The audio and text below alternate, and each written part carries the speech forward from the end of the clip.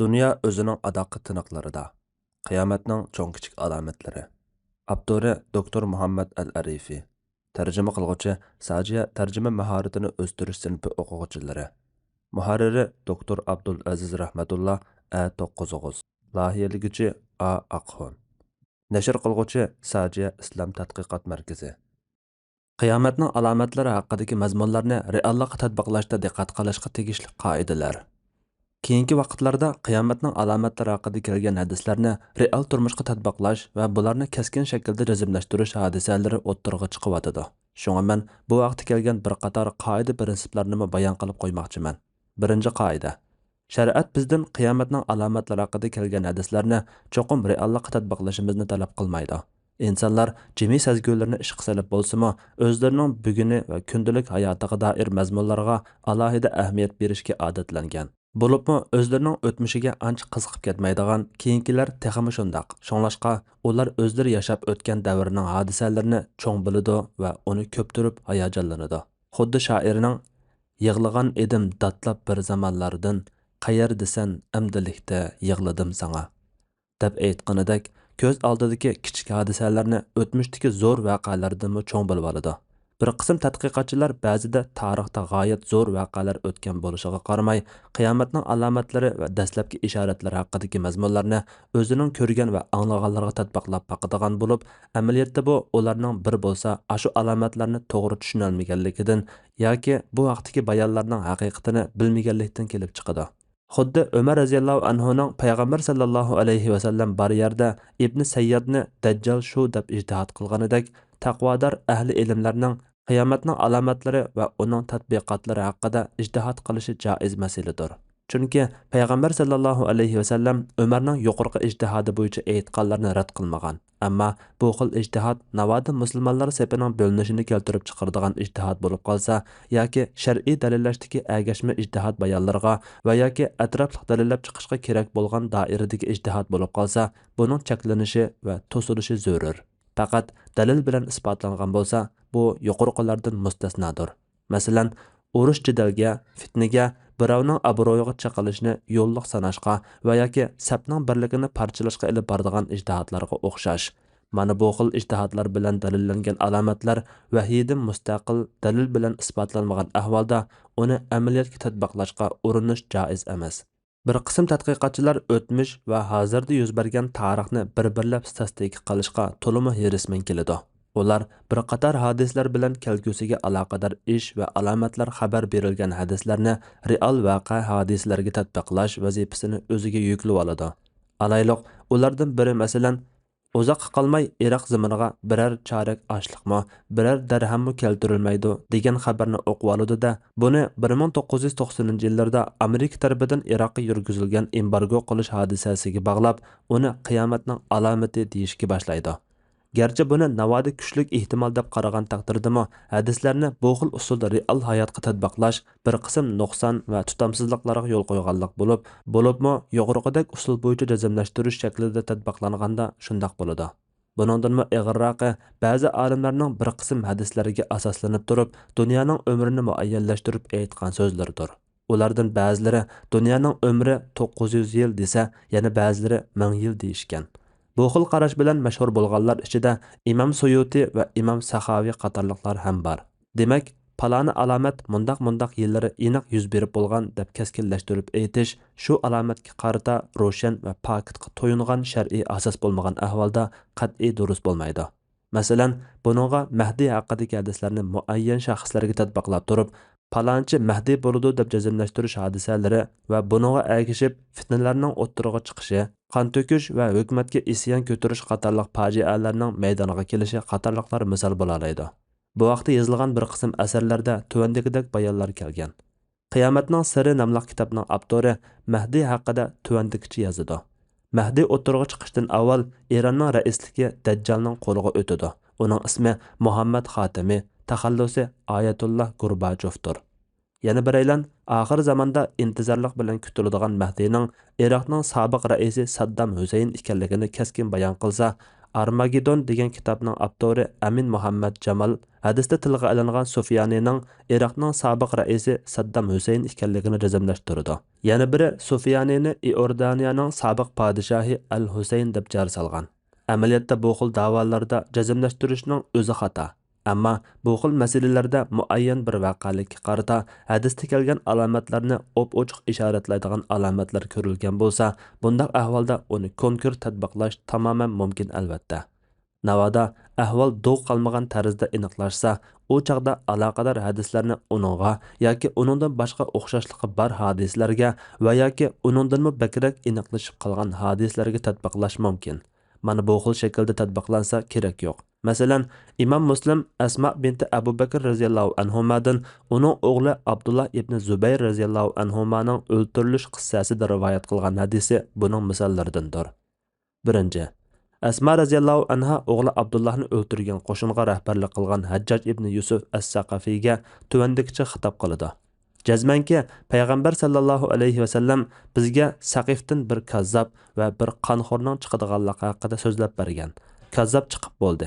Biz uni ko'rdik. Ammo qonxo'rga kelsak, men uni sendan boshqa biri deb o'ylamayman. Shuning bilan Hajjaj takallashmasdilla uning yenidan chiqib ketgan. Imom Navaviy mazkur hadis haqida mundaq deydi. Asma radhiyallohu anhaning kazzab haqida aytgan so'zida Saqafiylik Muxtar ibn Abi Ubayda ko'zda tutilgan bo'lib, u nihoyatda kazzab kishi edi. Uning eng qabih qilmishidan biri Jibril alayhisalomning uning yoniga keldiganligi haqidagi kazzabligi edi. Olimlar hadisdagi kazzabdan Muxtar ibn Abi Ubayd qonxo'rdan Hajjaj ko'zda tutilgan degan qarashga birlikka kelgan.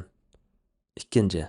Imom Muslim Abu Hurayra radhiyallohu anhudan rivoyat qilgan hadisda payg'ambar sallallohu alayhi vasallam mundaq deydi: Hijaz zamiridan bir o't chiqib, Busradagi tugunlarning bo'yinlarini yuritmoqcha qiyomat qoyim bo'lmaydi. Abu Shama vaqani bayon qilib mundaq deydi: Hijriya 654-yili Jumadiyal oxirining 3-kuni chorshanba kecha vaqti edi. Tuyuqsiz Madinada g'oyat zo'r guldirligan ovoz paydo bo'ldi. Orqadan bir tavrinish bo'ldi-da, yer, tom, o'gza, peshayvon, darvoza hammasi to'xtamay tavrinishga boshladi. Bu ish shu oyning juma kuniga qadar davomlashdi. Andin Bani Qurayzaga yaqin Harra tarafda g'oyat zo'r olov paydo bo'ldiki, u olovni biz Madinaning ichida hovlilarimizda turib ko'rdik. Bu olov biz tarafda go'yo jilg'alarda kelgun oqqandek eqib, qasrdek cho'ng uchqunlarni chiqargan edi. Imom Navaviy mundaq deydi: Bizning davrimizdami Hijriya 654-yillari Madinada bir o't ko'ringan. Bu g'oyat zo'r ko'lamlik o't Madinaning sharqidagi Harra tarafdan ko'ringan bo'lib, bu ishni o'z vaqtida bilmagan kishi qolmagan edi. Ya'ni bu xabar mutawatir darajasiga yetgan xabarga aylangan edi. Imom Hafiz ibn Hajar bu masalada menga ayon bo'lgani, mazkur o't Qurtubiy tushunganidek Madinaning har qaysi taraflarda paydo bo'lgan uchqun bo'lishi aniqroq deydi. 3. Imom Ahmad rivoyat qilgan hadisda payg'ambar sallallohu alayhi vasallam fitna fasodlar oshkora bo'lib, yolg'onchilik avj olmoqcha, bozorlar orliqqa yaqinlab, zamon qisqarib, o'zaro yaqinlamoqcha va qirg'inchilik ko'paymaguncha qiyomat qoyim bo'lmaydi degan. Shayx bin Baz rahmatulloh Fathul Bari kitobiga yozgan izohatida mundaq deydi: Hadisda tilga olingan mazkur yaqinlashish va qisqarishdan bizning bu asrimizdagi aeroplan, mashina, radio va uningdan boshqa narsalarning ijod qilinishi orqali har qaysi shahar va rayonlarning bir-biriga yaqin bo'lishi, shundaqla safar vaqtining qisqarishi ko'zda tutilgan bo'lishi mumkin. Vallohu a'lam. 2. qoida: qiyomatning alomatlarining cho'qim yaqinda yuz bergan bo'lishi shart emas, balki uning yuz berganiga uzun yillar o'tib bo'lgan bo'lsa-mu kerak yo'qdir. Qiyomatning alomatlari degan mayli bu alomat qiyomatga yaqin yuz bersin yoki uningdan uzoqroq yuz bersin, qiyomatning yaqinlashib qolganligiga dalolat qiladigan alomatlardir. Masalan, payg'ambar sallallohu alayhi vasallamning bunu hadisiga o'xshash: "O zot, men qiyomatga bunu ikki narsadek arliq qilganda payg'ambar qilib avatildim" deb ko'rsatkich barmoqi bilan o'tira barmoqi orasini juplagan. Mana bu hadis payg'ambarning avatilishi va uning o'limining garchi uningdan keyin yuz bergan alomat va hodisalar davr jihatdan qiyomatning qoyim bo'lish vaqtiga eng yaqin hisoblansa-mu, qiyomatning qoyim bo'lishga yaqinlashganligining alomatlaridan ekanligini ko'rsatib berdi. Qiyomatning alomatlarini yuz berish nuqtasidan mundaq turlarga ayirish mumkin. 1. Payg'ambar sallallohu alayhi vasallamning o'zining payg'ambar qilib avatilishi va o'limi haqidagi xabarlar hamda keyincha payg'ambarlikni da'vo qildiganlarning o'tirg'i chiqadiganligi. qatorliqlarga o'xshash aniq bayon qilib bergan mazmunlar. Ikkinchi, bozorlarning yiqilishishi, yolg'onchilikning keng tarqalishi, qirg'inchilikning ko'p bo'lishi qatorliqlarga o'xshash ma'lum qismiy yuz bergan va davomi texcha davomlashib kelayotgan hodisalar. Bularning ichida g'alati hayvonning chiqishi, dajjalning chiqishi qatorliqlarga o'xshash texi yuz bermagan va kelgusida yuz beradigan alomatlarmi bor. Uchinchi qoida.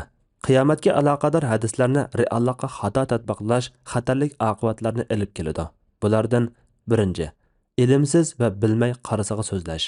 Chunki navoda siz hadisda kelgan alomatlarni mundaq ishlar haqida tushgan deb keskin jazmlashtirgan vaqtingizda mushu so'zingizmi biror shar'iy dalilga yoki shariat va ijtihodidan yo'lliq ishoratlar orqali pokit keltirishga muhtoj. Shariat ishlarida pokitsiz va ya shar'iy ishoratlarsiz xohlagancha bir narsa deyishga urinishning o'zi shariat va uningga oid xabarlarda bilimsiz holda bir narsa deb selishdan hazar aylashga buyurilgan bir musulmon uchun elib aytganda naloyiq qilmishdir. Ikkinchi, shariatda bekitilmagan bir ishni qilib selish yoki shariatda bekitilgan amalni tark etib qolish. Ba'zi kishilar Mahdiyning chiqadiganligi haqida so'zlangan hamda avtori Mahdi palonchi shu deb keskin jazmlashtiradigan kitoblarni o'qidi. Shuning bilan o'z ishlarini bir chetga qayirib qo'yib, Mahdini saqlaydigan bir qism o'qirmanlar borliqqa keldi.